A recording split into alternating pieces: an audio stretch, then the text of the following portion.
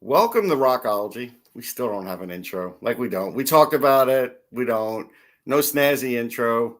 It's just bare bones. But I'm Russ Cohen, and we have Michael Jello. Mike, how are you? Yeah, I think we're gonna get like an instrumental like King Crimson thing or something like that. Because although Fripp would probably sue us, so I don't Yeah, I know. think Fripp would sue us. And we have Isaiah from the OMB Puckcast. How are you, Isaiah? Okay, gentlemen, thanks for having me aboard. Yeah. So let's do this. So we all decided to pick like an album to talk about. We're going to try and keep it to like 10, 12 minutes an album. That's the goal here. Good luck. For Mike, that may be hard, but we'll see. uh, the one I got recently, and I actually bought an album because all of a sudden, somebody had gifted me a Victrola, one of the portable ones now with Bluetooth and stuff. So I got like the original Mike and the Mechanics album, which I never had on album because I was a big CD guy, and I still am, and had it on CD. So I never had it on album. So it was nice to kind of listen to it. I got it at like a retro place. And, the first thing that you think about with that band that I never really probably took into account enough back then, because in 1985, I was interested in a lot of things all at once, was that, how good Paul Young was on it. Like Paul Young, to me, I probably appreciated him more after that album than before. Like I knew who he was, but. Well, okay. But here's the common misconception. Because remember, there's the pop singer Paul Young, and this is not him. This is a different Paul Young. It's a different Paul Young. See, it's not Paul Young. Every time you go away, it's a different guy. Okay, that's a different guy. This is a different Paul Young, and I made the same mistake. Yeah, I've always made that mistake. I thought it was that Paul Young. Kind of sounds a little like him too. A little bit. Anyhow, so that Paul Young will scratch the original thought.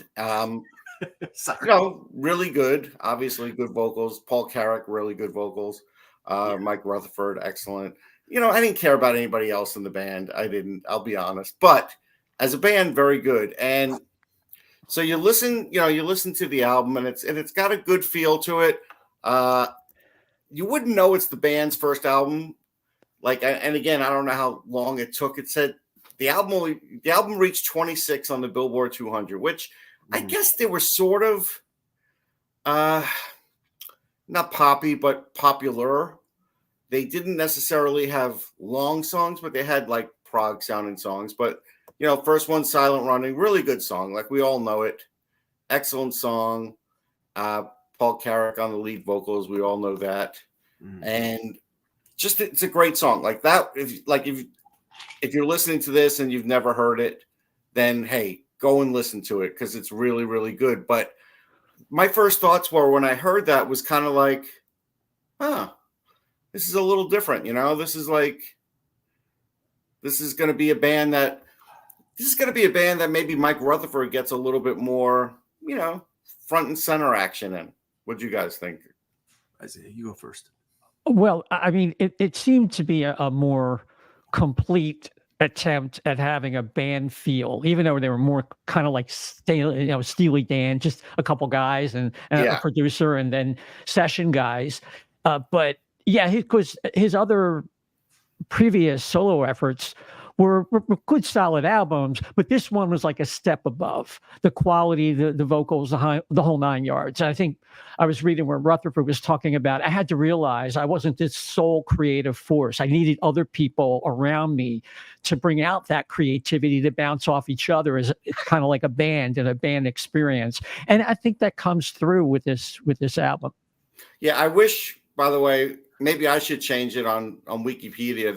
They have it listed as soft rock new wave. It is definitely not new wave. It's not even close to new wave. I mean, the only song Silent Running might be perceived as sort of new wave poppy because there's a lot of synth in it. And but it still isn't that. No, the entire album is not. I think it's more prog / pop than anything. And it's funny because it's not yacht rock, and we're not going to get into that whole. No Kenny Loggins here. A lot of my exposure to this album, because I heard Silent Running and saw it as a video on MTV, not not knowing it was Mike Rutherford from Genesis. So I hear this song, and obviously I recognize the voice of Paul Carrack, who was one of my favorite singers. But he was always, he was in Ace, and then he was in.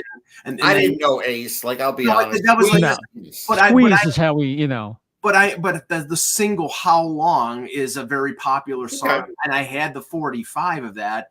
Back the 45. Why would you buy 45? That's all. I'm young. I'm the youngest of the three of, and I had 45. Sure, but why would you waste your money on 45s? Like, who told you? Because I liked the song, and the rest of the album was probably crap. 45s are made like garbage. I just wanted the one song. But anyway, so I obviously recognized him from How Long and from Ace, and then obviously from Tempted, Squeeze. Thank you. Squeeze. And he was sort of like a musical vagabond. He would go from band to band, and really, from what I read, he was sort of that. He was brought in. Paul Young was the primary lead singer, but on Silent Running, you heard that voice, and it was a song on a bad Charlie Sheen movie called The Wraith, and that was why it was. I never even heard of that. It was I remember the movie. A movie about like an alien visitor or something like that, and but that's why it was on MTV, and it wasn't because it was Mike Rutherford. And then it sort of gained momentum. It was sort of a minor hit, and then the other songs that I'm sure you're going to talk about were derivative of that and followed, and they were actually bigger hits than Silent Running was. Yeah, but so the interesting thing is, so we get to All I Need Is a Miracle, and it wasn't a hit to start. It wasn't, and they had to re-release that in the States. And that's what probably made me think it was the other Paul Young, because why would you even bother re-releasing it unless it was somebody really famous on it like that people just missed it on the first go around? But they did, and then it became a big hit. I do like that song better. I do like it better than Silent Running. It's completely different. Yeah. But it's just, I like things sometimes when they're just like upbeat nature. My favorite band is Yes, and really there's no downer songs with Yes. It's always about like peace and love, and Don't Kill the Whale might be like the biggest downer song they have, but they, most of them are about good things, not everything, but most of them. The Relayer album kind of, but anyhow, that's for a topic for another day. But All I Need a Miracle, great song, still sounds great. It was nice to hear it on an album. From 1985, right? This is from 1985. Right. So what's your feeling on that song? I feel like that song delivered big. Well, in 1986, you said it was re-released. That's not a shock, because I remember what I was going through in 86. It was one of the worst years of my life. And I was thinking, because I was going through a lot of personal crisis at age 26. Well, I should have been having a blast career-wise and all that kind of stuff. And I was thinking, well, this is a perfect song for my life right now. It's a miracle. It's a good, solid pop song, well played, well sung. That's an interesting thing, Isaiah, because there are all times that we have shitty days, and I guess everybody can kind of use that message once in a while. Probably connected with a lot of people that way. Yeah, it's the magic of music. There's some, even if the song itself is not something you like, which in this case it is a good song, but there's a lot of songs I wouldn't necessarily like because I heard it at a certain time of my life and it struck a chord with me. That can be another avenue or pathway into your heart or your head or whatever. Yeah. Yeah, it's definitely upbeat, and obviously, like Silent Running is a very sort of mysterious sounding with a lot of synthesizer, and the video is a lot of like images cut through from that movie, and a lot of lights and everything else. This was a straight. I mean, if you saw the video, it was basically just a band performance, them on stage. Right. Singing. And the song is upbeat and it's poppy, but it's good. It's a quality song. It's not my favorite on the album. We'll get to that one in a minute, but it's. You never know. I may not like your favorite, Mike. Well, then you have no taste. Then I always have to get just right down to it, where it's your taste or nothing. Anyhow, I didn't care much about Par Avion. I know it was a hit on Miami Vice, which again, I was not a big Miami Vice guy. I feel like Isaiah probably dressed like a guy from Miami Vice. I don't know that for sure, but in the clubs at that age, I probably did. Yeah, everybody did. Everybody did. No, not everybody. I don't know.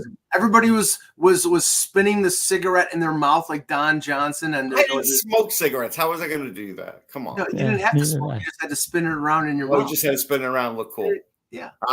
But the next one that's really good is Hanging by a Thread. It's a little redundant at the end, but it's really good. Like it's one of those that has decent lyrics, not great lyrics, but really some good music lines in there and a good hook. And that's one where it sticks in your head. I feel like Hanging by a Thread is the song that sort of sticks in your head. Isaiah? Oh, the rest, I mean, I'll be honest with you. It's those first two songs that really, do it for me. Yeah, the rest of the album I mean, is well you don't played. have to comment on every song if you don't really know it or like it. I'm just going through it. It's just, I'd say it was in line with the rest of the album, but not quite the quality of those other songs. I just listened to it today, be honest with you, and that's fine. I mean, I haven't listened to everything that you guys are going to do either. I just didn't have the time either. No, so I get it. It's weird because like back in the 80s, I listened to it, and I don't think I had the LP. I think I had it on cassette, and then I bought it on CD. Right. I found like the first two songs jump out at you. Yeah. And then sort of like 3 through like 7. I was like, okay, it's not something I'm going to go back to and listen. I heard it once. It's like, okay, it's not bad, but it doesn't grab me. The one that it's bizarre. And I just listened back to it for the first time in a long time. A Call to Arms, which is the number 8 track. I did not know it was a Genesis song. It was that surprises me because when it was an unfinished Genesis song. It was but when I first heard it, I didn't look at the liner notes, and actually I tried to look at the liner notes now, and the type is too small. I can't even read it. But there's really not much for liner notes. I know there's not really much for liner notes anyhow. So it wasn't like I was going to catch something. But when I heard that, to me, it sounded like just a leftover Genesis song. But I like it, but I don't love it. It's like it's really close to liking what you like about Genesis, and I get it. I get why they put it. The last really big one on this one is Taken In, and which is my favorite song. Which is my favorite song. Yeah, and that's a good one. I mean, that's one where it's like really good vocals. I think Carrick is the one who does that one. No, it's Paul. It's Paul Young. It's the Paul Young one. Okay, does a great job on it. It's really strong. It's another one that just sticks in you. It's got that melodramatic feel to it. It does. And again, I always harken back to the video, which Richard Belzer is in the video on MTV. The MTV video is in. It's like it's like a family traveling, and the comedian Richard Belzer is part of the video. But it's my favorite song on the album just because it's sort of, to me, it harkens back to sort of a Genesis type of song in a way. I don't know. It doesn't remind me of that, but I never. But you got to remember, like Rutherford is like, for like everything after Peter Gabriel left from Genesis, Rutherford, until Collins started really writing, it was Rutherford and Banks doing all the writing. So there would be similarities to Genesis simply because of that. Yeah. So the last things we'll give credit: keyboard player Adrian Lee. I don't really know him. Peter Van Hook, drums, don't really know him. The producer didn't really know Christopher Neal, but I looked at his background. Interesting. He did write some of the stuff too. So it's just a really, for one of those, and they weren't called a supergroup either. Maybe because there was only 2 that were from a supergroup that they couldn't do that. I guess there had to be 3. I think that's sort of a weak definition. They tried to lump supergroup into like any band that had 2 people that you actually recognized. Yeah. Now, last fun thing. So I sent you guys some videos because I was curious of like recent Mike and the Mechanics things, because I know they just recently toured a year ago in overseas. But so there was Phil Collins doing All I Need Is a Miracle, which I thought he did a pretty good job. Okay, but not great. No, but it's not his song. It's out of his vocal range. I think. Now that video said Genesis. I couldn't see because it was no, that was from the 40th anniversary of the Atlantic Records. See, I figured it didn't seem like it was Genesis. Yeah, so. because they did a couple Motown songs and that thing too, and that's like I hate when they did that. But anyway, yeah, and then Mike and the Mechanics to him, Follow You, Follow Me, much better. I don't know who that singer was. Yeah, I don't know because that was from a more recent tour in 2012. Yeah, and I'm pretty sure Paul Young passed away by that time. Right, and then I think he did pass away in 2000. That Paul Young. Yeah. But and I know we got to stop talking about Paul Young because it's going to get more confusing. But then, the last thing is that on the last Mike and Mechanics tour they did "I Can't Dance," which. Again, it's not a great song, but in concert, it's okay. And Nick Collins is playing drums for Mike and right. So that's the recent. Yeah. That's probably why they did it. It's all right. So, Mike, I took up the 15. You go. Okay. The album that I chose was the first UK album. Now, that one, I think you could say that's a super group because it had, obviously Bill Bruford from Crimson and Yes. John Wetton, who later on went to be a founding member of Asia, but before that he had been in, Family and Uriah Heep, and obviously Crimson. You had I couldn't name you a Uriah Heep song. I'm just letting you know. Yeah, that. Okay, that's fine. I don't think Easy Living. Yeah, I think so. Who knows? A lot of shuffles. Yeah.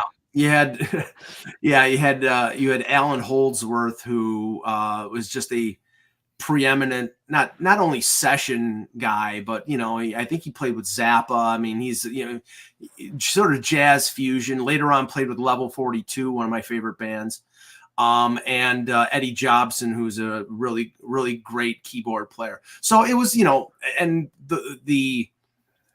obviously what happened is Fripp broke up Crimson in 1974. Shocker. As Fripp was tended to do, because if he thought the musical direction was going in some place he didn't want to go, he just got bored, and he went to he did stuff with David Bowie, he did Fame, and I think he worked with John Lennon at that point, and they tried to get Wetton and Bruford tried to get back together. One of the worst combinations I've ever heard in my life, thank God I didn't see him on tour, was Robert Fripp and Andy Summers. Boy, that was awful. Yeah, I can't remember the name of the can't imagine how that would work. Yeah, no, it was dueling guitarists. They had it was bad. Yeah, no, they had a name for the tour, but I don't remember what it was.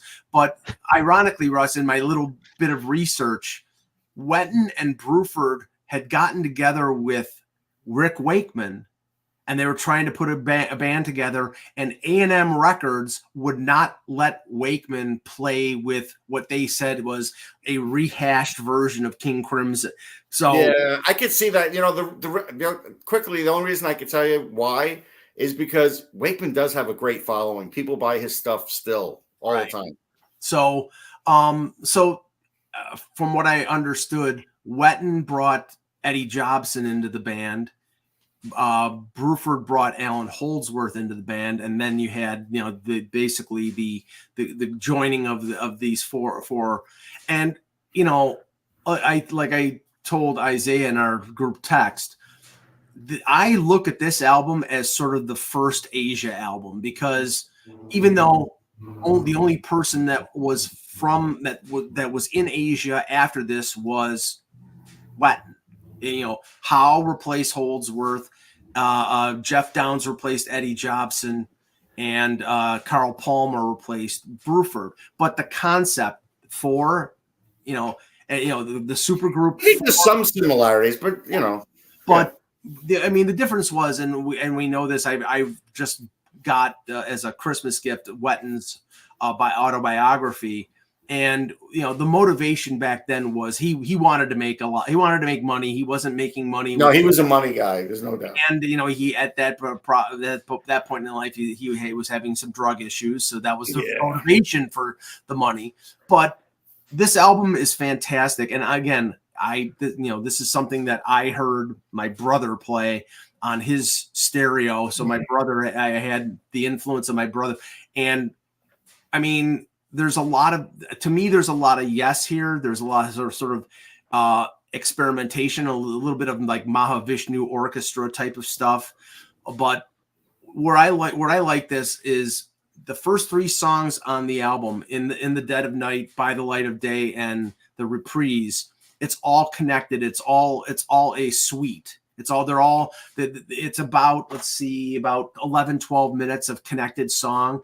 And it's really, really good. And of course, the highlights there are Bruford's drums and Holdsworth's guitar. They're just, I like Wetton's bass too. I do. I'm not saying he's not great.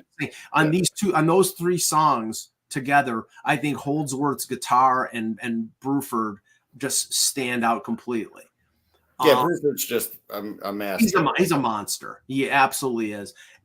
The best song in my estimation on this album is 30 Years, which is the next track.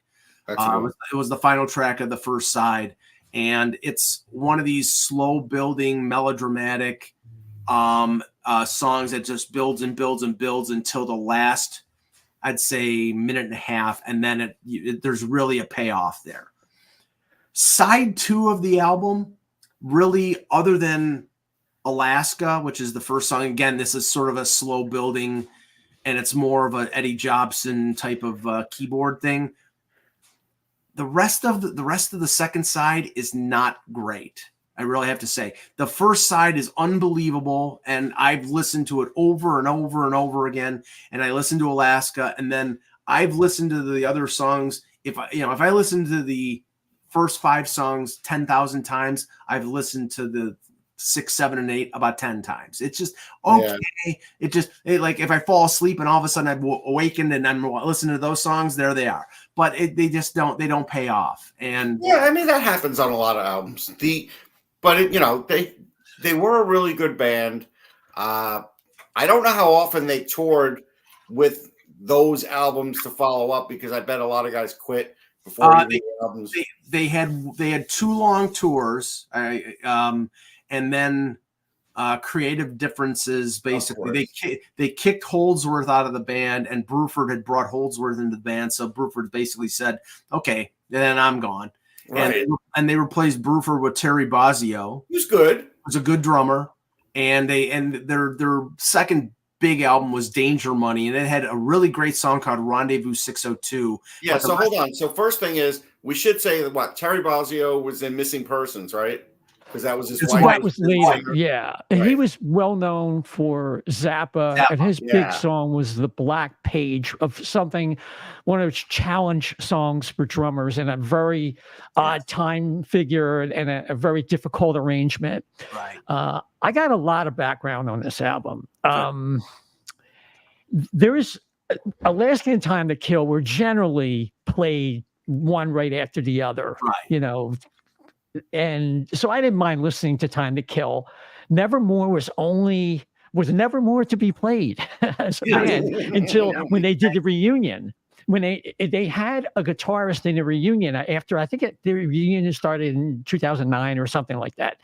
They had this kid over in Europe that used to play the Holdsworth part, and he was treated like one of Ozzy's keyboard players. He was like off in the background. Okay, but on the side stage. Yeah, he was side stage, but he was prominent. And look, these are difficult parts. I can't tell you how the irony of the attitude that Wetton and Jobson had toward Holdsworth, which is hilarious, because Holdsworth, as it all turns out, was by far and away the most respected of all the musicians in that band, and that includes Bruford.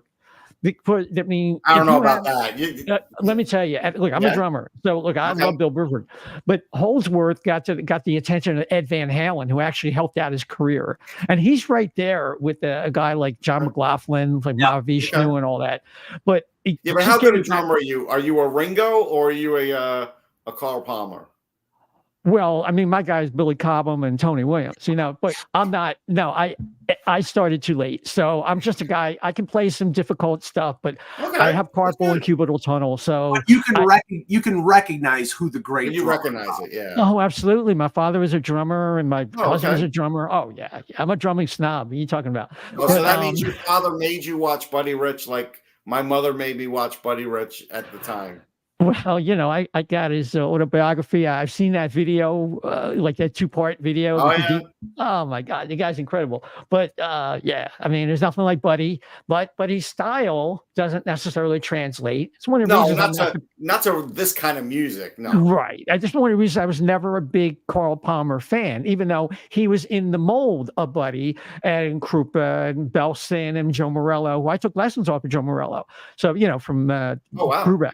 Take Five. It's the most popular jazz single of all time. Yeah, But yeah. getting back to UK, Bruford described the state of the band as 2 artists and 2 craftsmen. And you were saying that Wet wanted to make money, and you just talked about why. Yeah. And it was that was it, because I have their box set and everything, and I have Bill Bruford's autobiography. So it's interesting the countervailing narratives coming from the different bios. Right. But the thing about Basio is the thing I didn't like is you're right. They didn't want Holdsworth because it was just almost like too good. It was too jazzy, and they wanted stuff that was more commercial, craftsman. They wanted to craft songs, make money, and went and didn't really hit pay her till Asia, like you said. But when Basio joined the band, I think Danger Money is still proggy. Because you had Steve I had that album because it was a cutout, and I remember I bought that early on. Well, Basio's drumming on that is just pretty amazing. It's phenomenal. And if you contrast, see, I have some of the live recordings with that tour where they're doing some of the new material, like Caesar's Palace Blues and The Only Thing She Needs. What was the other one? The Real Long Song. Yeah, I know what you're talking about. Mike's the UK guy here, not me. Yeah, no, I'll find it. I'm trying to think of which one. Yeah, so that song was already on Danger Money. I thought Danger Money was a great track. Of course, Danger Money. And I'll refer to it next when I talk about King Crimson. They repeated some passages in some of their songs, so it's interesting because I had picked up on that. Yeah, yeah, but it was such a great album, and I just have to say about that suite in the dead of night that Bruford is absolutely at his peak. Carrying no cross. Carrying no cross. Real long song, a lot of jam, almost kind of had a Starless feel about it. Yes. And with the intensity at the end, but everything about the way he was recorded, I don't know who did the engineering on that. It was just fabulous, and he had the rotor toms right in the middle of his tom toms, so that's why he was getting all those different, sounds on the drums, and the way he was playing the hi-hat on the upbeats, and every song had kind of like a certain kind of jump to it when he wanted it to. Mm-hmm. It's peak Bruford playing prog. I'll put it that way. It was never better. Not that he was bad ever afterwards, but I mean, if you want to hear him sounding his best and being that guy compared to, say, Close to the Edge, this is the album that you got to listen to. They produced it. I mean, now you're like throwing down a challenge. They produced I'm it. talking about Bruford's playing. Yeah. No, I get it. No, I mean, Russ, I'm serious because I mean, we've heard him with Genesis, we've heard him with Crimson, and we've heard him with Yes. Some of the drumming on that first side of this album is some of his best work. It is. You really, I don't doubt that. I mean, I've heard some of it. I don't disagree with it. I'm just saying, like, Close to the Edge. The only way it's ever been good is with 2 drummers, him and Alan White. And Alan White was pretty extraordinary too. Anybody's playing it in that Yes band now, I think it's what's his name, Selin, something like that. Yeah, they pale by comparison. It's not even close. So I get it. That's hard to do. But just when I hear that, it's like, all right, now you're like challenging me because I know I've seen it. I mean, me. There is no. I mean, in my estimation, in terms of artistic level, Close to the Edge is the apex of what Yes did. I think Prague actually, but yeah. Yeah, I think it is a Prague too, but there are some that might argue, so I wouldn't argue with it. It's in the top 5 Prague albums, no doubt whatsoever. But I'm going to tell you something about Bruford though that you could really, if people want to try and find this. Sadly, this was on like Regis and Kathy Lee, but when Yes was selling symphonic Yes, really just John Anderson and Bruford went on, and Bruford just had like 1 or 2 drums. That's it. Just like a kid's setup almost, and was just extraordinary. Just on a kid's setup on a live TV show. And I was just like, wow.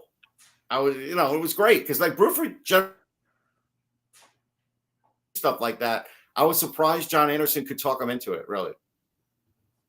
Well, I mean, nothing surprises me in terms of his abilities. I mean, you don't need a rotating drum set like Al Van Halen, or drums that breathe fire like Peter Criss. It's like you just basically need a snare, a bass, whatever. And I thought, look, I always thought Neil Peart was great. Oh, he's one of the best. I've seen a lot of those bands with the great drummer. I've seen Lars live. I thought he was really good. I've never seen anybody like Bruford. And I saw him with Crimson. I saw him with Yes, and that's good enough for me. Yeah. Well, I mean, the thing about Bruford, my only regret is I never saw him play acoustic drums. I saw him with King Crimson in 1982. There was an awful show. I never liked Adrian Belew, and we walked out. That's what I saw, Mike. That's the show I saw. But I really went just to see Bruford. Like, it didn't matter. The rest did not matter to me. Right. No, I would agree with that. And while I liked his playing, I just couldn't get past that. It's like, wow, why can't I? And then when they did the reunion tour, after that with Yes. Yeah, that's what I saw. And he still had those crappy drums. I'm like, what is going on? Because his sound was his whole thing. I realized he was experimental. Even Tony Williams tried electronic drums, and Terry Bozzio for that matter. Yeah. Like after they did Spring Session M with Missing Persons, their follow-up album had these crappy Simmons drums, and like, what's he doing? they all, you know what? They all experimented with them in the 80s. They were. I will tell you that. Go ahead. They were just looking for a different sound. Which I mean, sorry, I liked the sound the way it was. Don't change it. Don't mess with it. Well, I will say this. I mean, I get what you're saying because I'm pretty sure for the beginning of Owner of a Lonely Heart, Alan White created that technology for that drum sound. I wouldn't be surprised. Pretty sure he's the one. He was just getting a sample. By that no, but it was different than just a sample. I got to look it up. It was somehow echo. It was an echo to it. It may have been through some like sort of gate. It could have been through the board. They could have gated it or something, or through an amp, through a mic or something like that. It's some sort of producing magic. But yeah, no. I mean, that album had a lot of it, but what are you looking for, Russ? You keep talking. There's a technology. Oh, okay. I think that's what he created for that. It was like a little, not a drum machine, but yeah. But if you notice, I mean, the difference between the UK album and the first Asia album, which is again one of the best. I mean, to me, it's less prog and more pop. And rock. Yeah, absolutely. But it's you had an alignment of the same mentality when it came to Wetton, and as we know, Russ, Steve Howe is a guy who's bottom dollar. He wants to make money. Oh yeah, Steve. They were aligned there, and Carl Palmer. I'm not saying Carl Palmer is a fantastic drummer, and Jeff Downs. They brought him in because he was with Yes, and that album is a bunch of single songs, and only time will tell, and Heat of the Moment were big hits. But the best songs on that album were the deeper tracks. I mean, they're really good. I don't know if I could say that.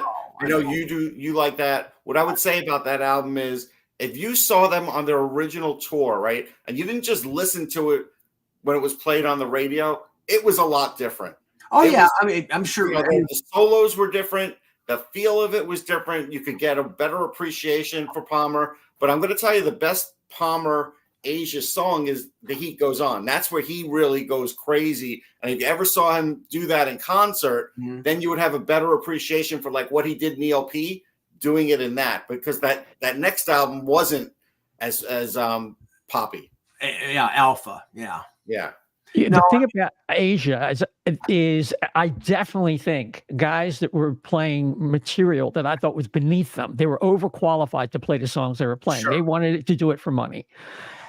I could definitely see that they would be much better experience in concert than just listening on the album. And besides, you had the effect of the 80s, the way everything was produced, keyboard centric. You kind of go with the zeitgeist. Everything's keyboards and it sounds so dated. But you get those guys live, you strip away a lot of that. Yeah. And the producer can't have that effect on it. I bet you it's like 50% better live than it would be on the album. I'm sure it was, but the thing is, I think that they definitely aimed towards having hits. Like Heat of the Moment and Only Time Will Tell were definitely pop hits. They were, I mean, they were, I think, produced in that vein. The rest, they wanted to reproduce it. They didn't, because they didn't want to, they didn't want the audience to stray, Yeah. The rest of the album, Soul Survivor is a rocker. Time Again, Wildest Dreams. I mean, Wildest Dreams, they opened with that, if I remember correctly, and that's a good song to open with because it's got some great Steve Howe stuff on it. But there's great and drumming, great Howe guitar solo, right? Yeah, exactly. But I'm saying the rest of that album, you can dine out on it if you're a prog fan. I mean, there's enough there. I mean, you can skip Only Time Will Tell and Heat of the Moment and go to the rest of the stuff, which is what I do. No, you can't. You don't skip that. I do. I skip it. I'm sorry. Well, you're crazy. I will also say I saw something recently that was a little sad, and that was after On Over Lonely Heart. I guess it was maybe Echo Records at the time, because that's what Atlantic turned into, or whatever. Yeah. They had decided, hey, yes, see, you had a #1 hit, you could do it again. And apparently this was just in an article like last week. And so they were trying to force them to do like another #1 hit. And that's where John Anderson was kind of getting mad. And that's what caused some of the dissension. And by the time Union came around, that's when there was all hell broke loose. And that's why there were tracks that we've never heard. There were tracks that were changed. Well, I think that came after Big Generator, because Big Generator Big Generator, they still were together. Yeah. They thought they had a couple big hits. They were good hits. Yeah. But it didn't do it the way they wanted to. Yeah. So then they figured with Union, they were going to get that. And then the record company got too involved. And I think it was Wakeman that got pissed off first. Yeah. And like I said, it changed the album. Like it wasn't what they wanted. Well, remember, Union was two separate groups, and they basically took the Anderson, Bruford, Wakeman, and Howe stuff and put it on the album, and then they took the Trevor Rabin, Chris Squire stuff and put it on the album, and then they all toured together. But that was not they were like not all in the same studio. Those were separate tracks, separate recordings, and they were all put together. Yeah, I remember Bruford talking about it. He says, "Wait a minute, now we're starting to get back to the very thing I wanted to get away from." Right. That thing, the essence of what Yes was, and that whole aura around it. That's why I left the band, and I don't want to go back to that. Right. And that kind of turned him off. But I did see that band. And so what you're telling us, Russ, is that they should have come out with an album called Keys to Dissension, right? Yeah, I mean, they really should have, because it's hard to believe those guys even did the tour after all the problems they had. But again, they didn't all play together every song. No, it was shift. It was shift work. I mean, that was the thing. Yeah.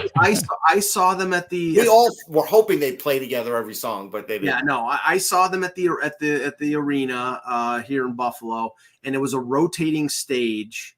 Yeah, it was in the round.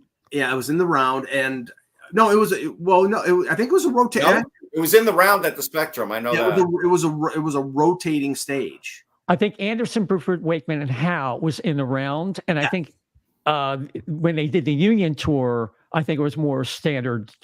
But I could be wrong on that. But because I think at the Spectrum, it was in the round. Pretty sure. Okay.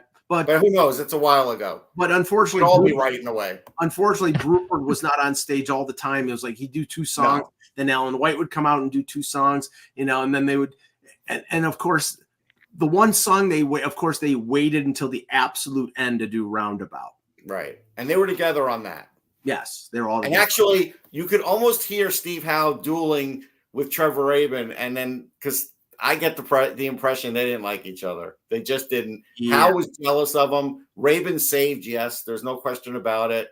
He was such a good writer, and even some of his outtakes turned into big Yes songs when they started to work on them. Like basically, they signed Trevor Rabin, and he showed like John Anderson the songbook, and John's like, "Kid, we could do stuff," And they did stuff for a while, and it was a lot of Rabin. It was. Let's get to the third album. Okay, so we're going to talk about Red by King Crimson, which this album marks the end of the first era of King Crimson. Yeah. And I think if you bracket in the court of the Crimson King, their debut album, and Red, you have the 2 most outstanding examples of King Crimson. Now, you could argue, I did get a chance to listen to In the Wake of Poseidon. Yeah, very good. Very good. I like that. And there's a nice little funny song about I just had it up here. Wait a minute. I just had it here. I'm sorry. I can't. Cat food. The song about the cat food or cat food. Yeah. Cat food. That was good. I like that.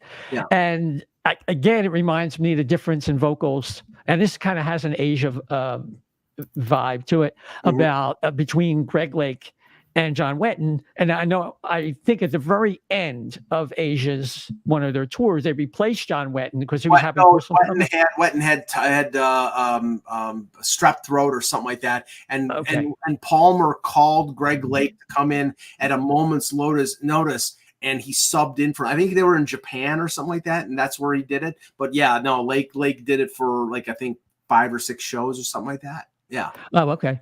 Yeah. So, so that was a good album. I like that. But I do think that Red is an album that was very influential.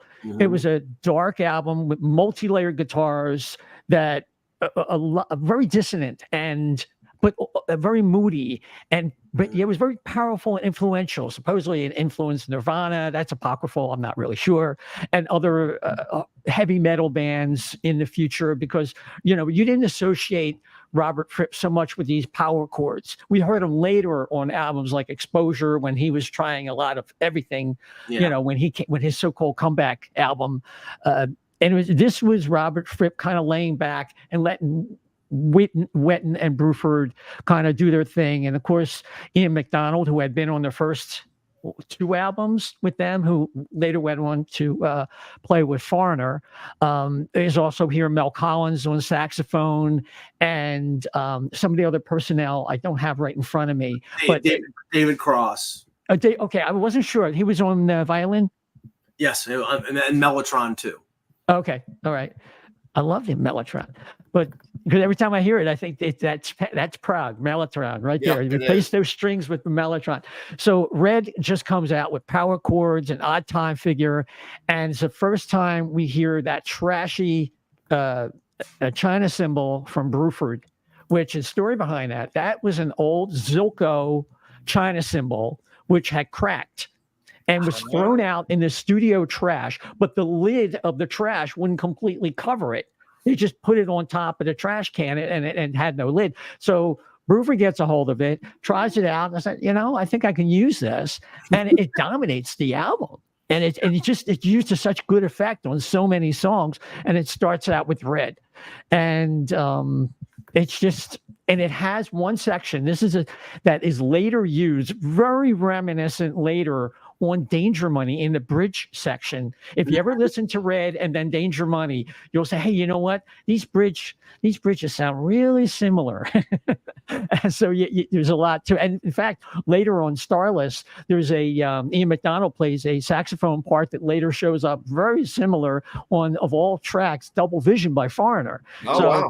Yeah, so you might catch that too. I catch stuff. I as soon as you said that, because I know both songs like the back of my hand, and yeah, and Danger Money is just a fabulous song, But so Red, is a heavy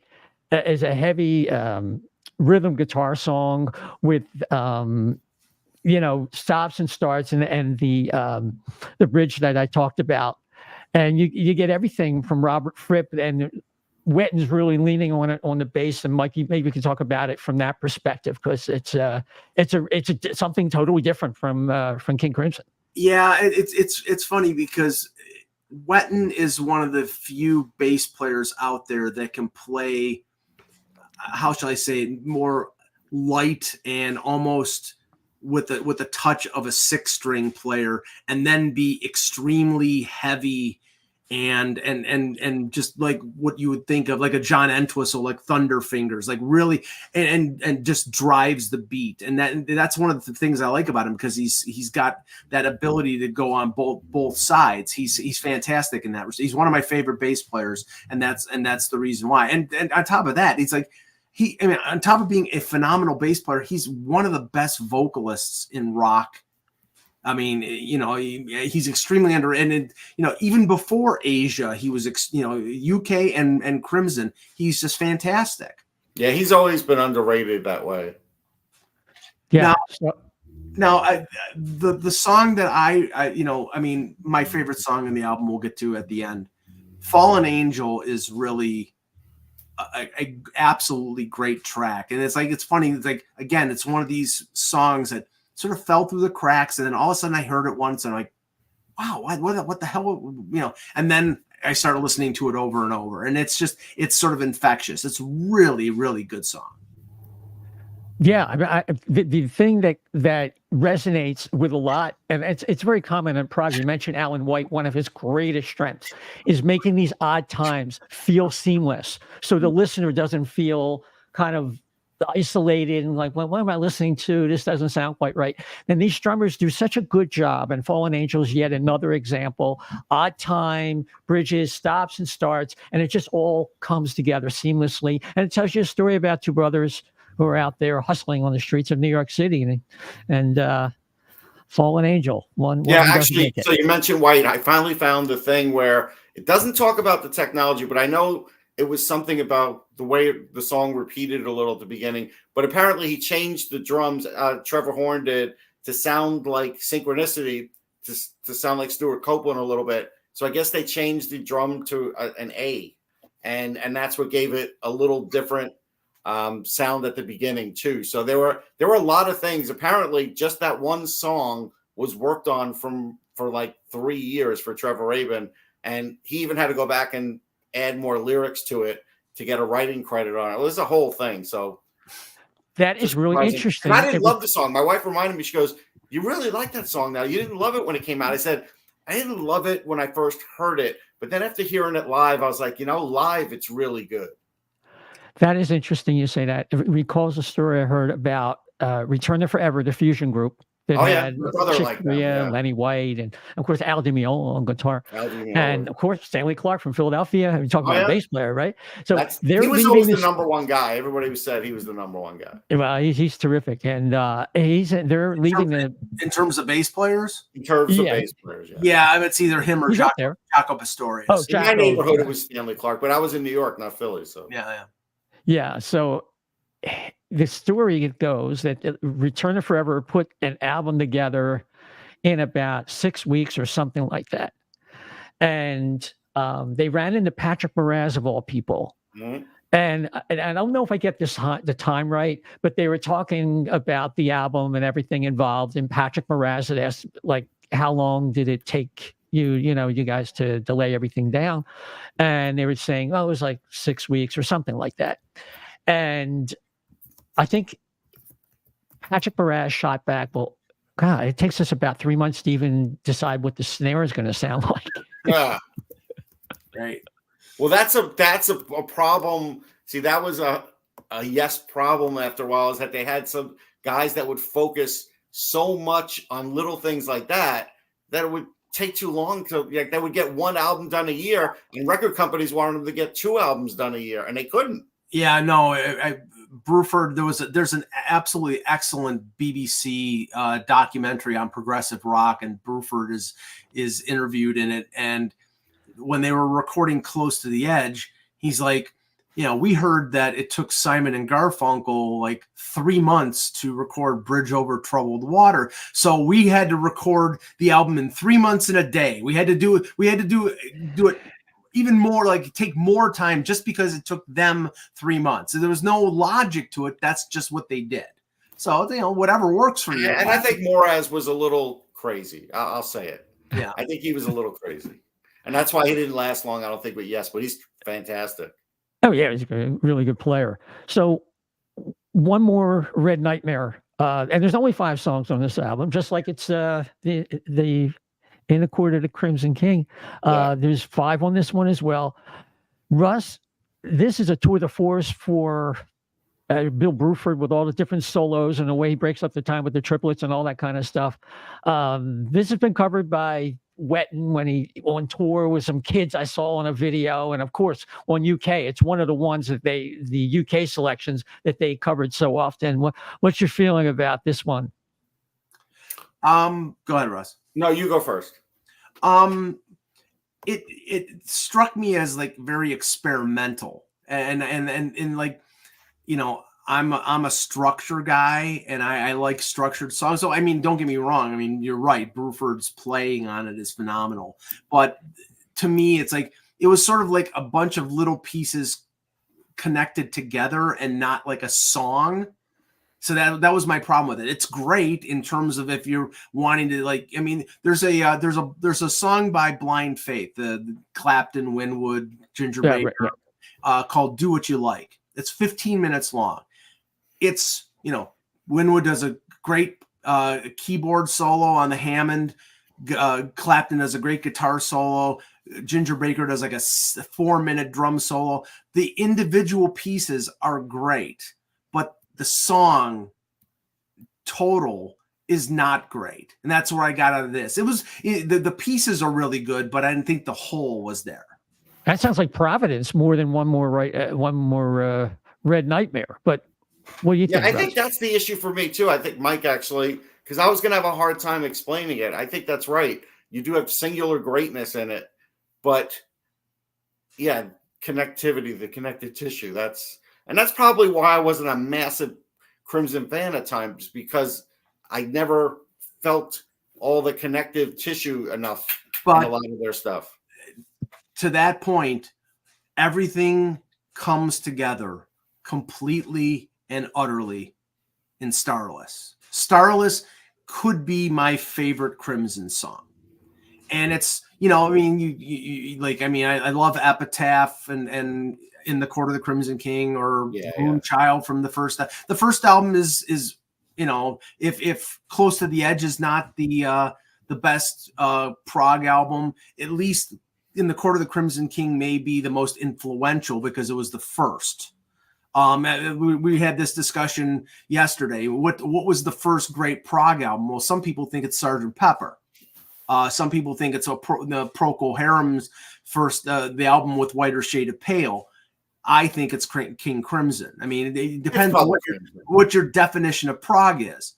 But I mean, you could say that Moody Blues, Days of the Future Past, and that goes back to '67. But if you want to talk about albums, if you could stay awake during it, I mean, there's some great songs on it, but it's a little, No, but the first great and the most influential was Court. There's no doubt about it. Right. It set the path, and that band was so tight. And some of the stops and starts and the arrangement is so difficult to reproduce. In fact, I think Robert Fripp related that Jimi Hendrix came up to him and said,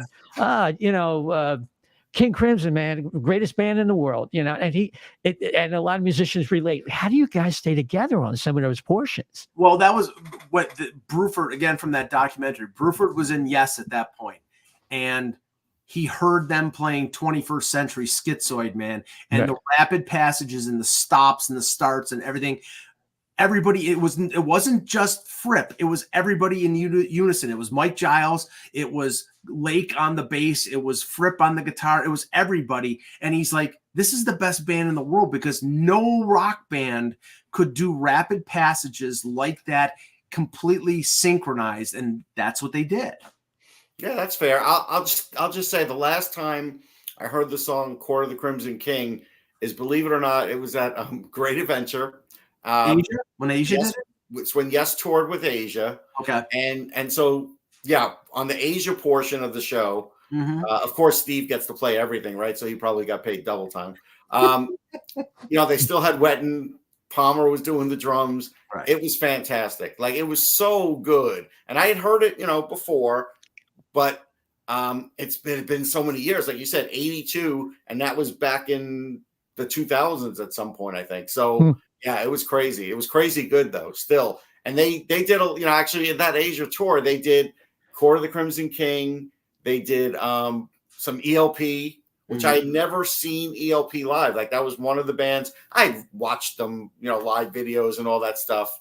But yeah, they did Peter Gunn live, which was great. Mm-hmm. So they did some really good stuff. It was unexpected.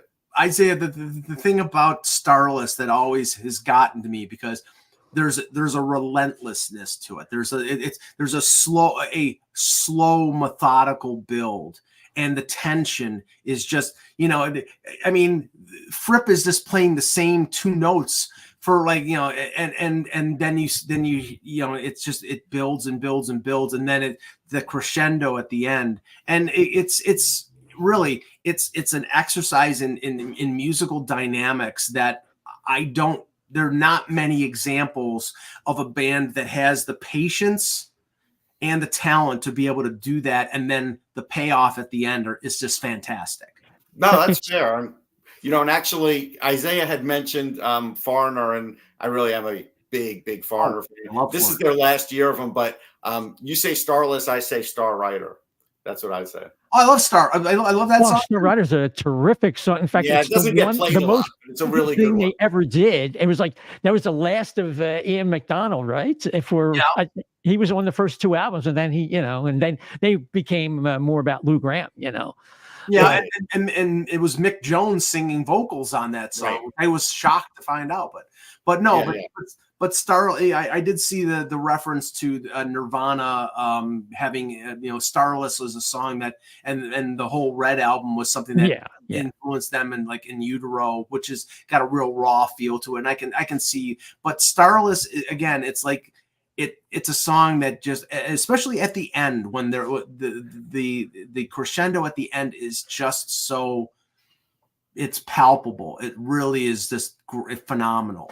It really is fantastic. And it's almost like Fripp, who was going on some spiritual journey. I think he was into this guy, J.G. Bennett. Spiritual is a good way to put it, yeah. And the band was over. So it was almost like this song is like an extinction burst for him. Like, I'm done with Crimson, and he doesn't know if he's going to start it again. A guy like him probably changes his mind every other day.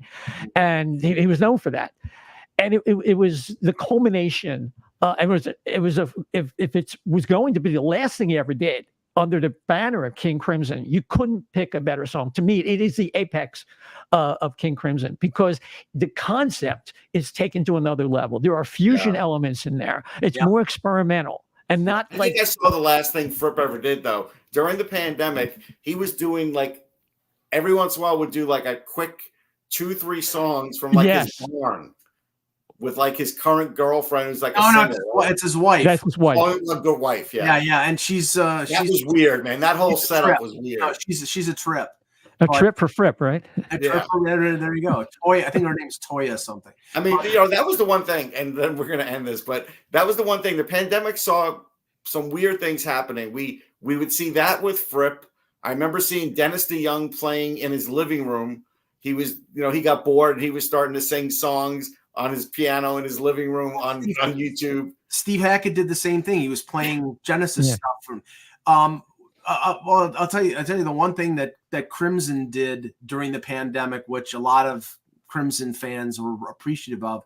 They put out like a lot of like sort of like behind the scenes type stuff, and like one of the things that they did was an isolated vocal of Greg Lake singing Epitaph from the first album, and I dare you to find a more perfect vocal than you've heard in your life than that. Yeah, Greg Lake, he had some pipes, man. Oh my God! Well, but I mean, it was Russ. It was seamless. There was not an off note. It was absolutely perfect. It was unbelievable. And, honestly, I don't know if he was singing that with the band or singing it solo in the recording studio, but it's incredible. It's just unbelievable. Who knows? But that's it. That's it for Rockology. Thanks for hanging with us. We're not experts. We're just like three guys listening and looking up stuff and having fun. And Mike thinks he's an expert. I'm an expert. But